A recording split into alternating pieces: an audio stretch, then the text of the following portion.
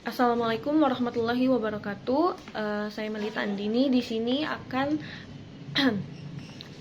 menjelaskan terkait hukum dan hak asasi manusia menurut pendapat saya dari apa yang saya tonton, yaitu film Dead to Rights tahun 2025 yang baru rilis di tahun kemarin. Jadi ini adalah film yang menceritakan terkait Perang Sino-Jepang kedua pada Perang Dunia Kedua. Jadi pembantaian pasukan Jepang terhadap warga Nanjing, Cina pada akhir 1937.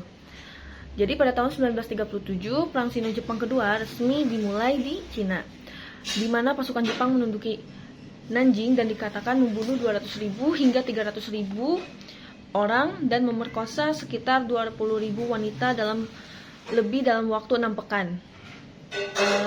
Pihak Cina menyebut peristiwa ini sebagai pembantaian Nanjing atau Nanjing Massacre.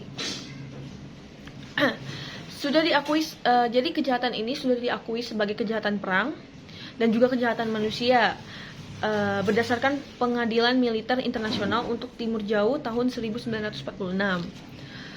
Film Dead to Rights ini menggambarkan kejadian kekerasan yang sistematis terhadap warga sipil pada masa konflik bersenjata tahun 1937. Ya, meskipun peristiwa di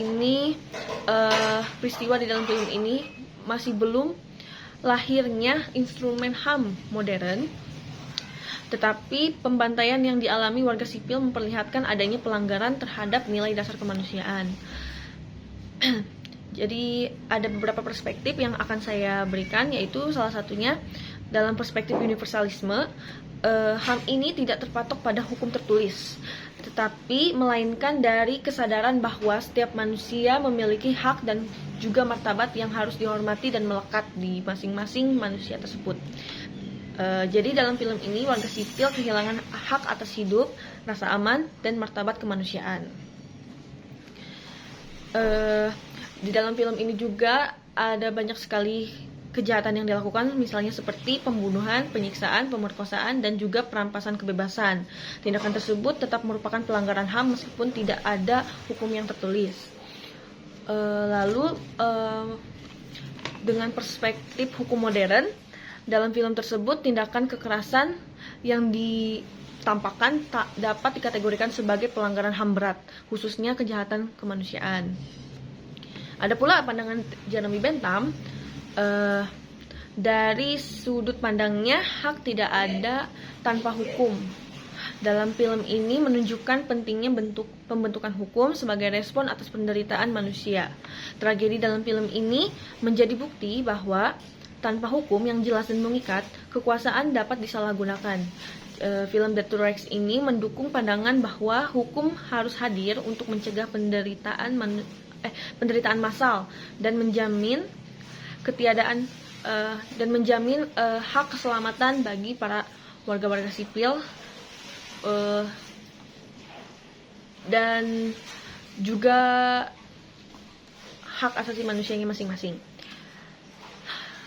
Jadi ketiadaan hukum yang berlaku tidak menghapus tanggung jawab dan moral. Terkait hukum modernnya diatur dalam DUHAM 1948 dalam pasal 1, pasal 3, dan pasal 5. Pasal 1 itu semua manusia dilahirkan merdeka dan setara dalam martabatnya masing-masing.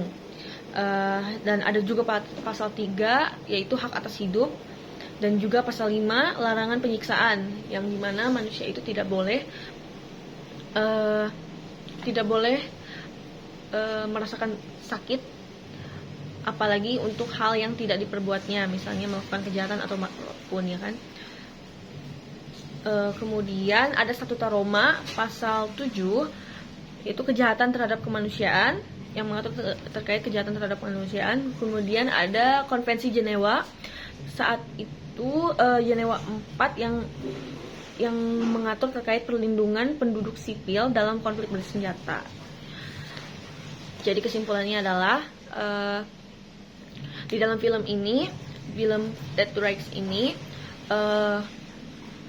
mereka menceritakan terkait kejahatan sebelum adanya instrumen hukum dan hak asasi manusia ini yang bisa dibilang dibutuhkannya hukum saat itu, karena jika tidak ada hukum yang mengatur, maka kejahatan akan terjadi dimanapun dan kapanpun. Hak-hak akan dirampas, dan juga negara tidak bisa menjamin apa yang menjadi hak atas warga negaranya, baik itu melindungi, menghormati, dan juga memenuhi kebutuhan setiap warga negaranya. Baik, sekian atas video hari ini. Semoga bisa menjadi penilaian yang baik, dan sekian dari saya. Assalamualaikum warahmatullahi wabarakatuh.